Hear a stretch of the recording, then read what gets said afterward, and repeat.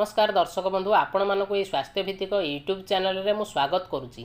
दर्शक बंधु आज आम जाना यह स्क्रब टाइफस कौन, यह किपरि व्यापे और यार लक्षण सब कौन। प्रथमे जाना स्क्रब टाइफस कौन और यह किपरि व्यापे।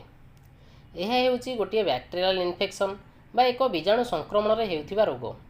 यह व्यापे किपरि, जेमिति मलेरिया गोटे मशा कामुड़िले हुए, सेहीपरि स्क्रब टाइफस एक छोट माइट बा छोट पोक कामुड़िले होइथाय एवं यह बेंगल, आसाम, ओडिशा रे बहुत कॉमन भाव में देखा जाए।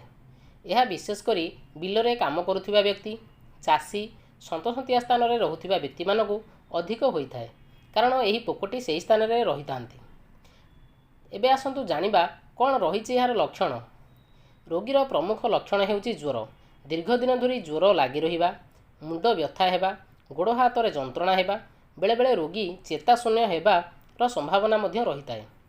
बात मारिपारे, जंडिस होइपारे, किडनी समस्या होइपारे, किंवा परिस्रा बंद होइपारे, हार्ट रे मध्य समस्या होइपारे, पेट दरज मध्य होइपारे, जोटा को लोक मिस करि जांती जानि पारंती नाही, किंतु से स्क्रब टाइफस रो आक्रांत रे पेट मध्य दरज होइपारे।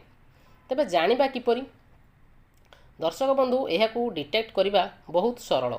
जेपरि मलेरिया को टेस्ट करिया पई किट रहिछि बा जणा पड़ि जाउछि मलेरिया अछि कि नाही, सेहीपरि स्क्रब टाइफस रो मध्य किट रहिछि।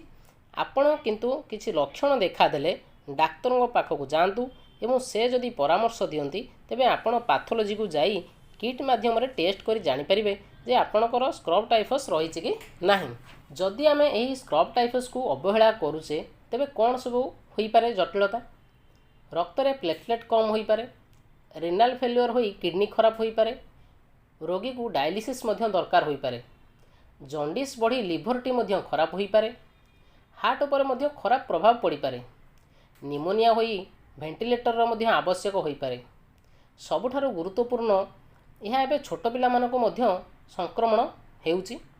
तेणु मोर समस्त को अनुरोध, जदि सेभली किछि लक्षण देखुछंती तेबे आपण डेरी न करी तुरंत डाक्तर सह जोगाजोग करंतु एवं शीघ्र यार निराकरण करंतु, निरोग रुहंतु।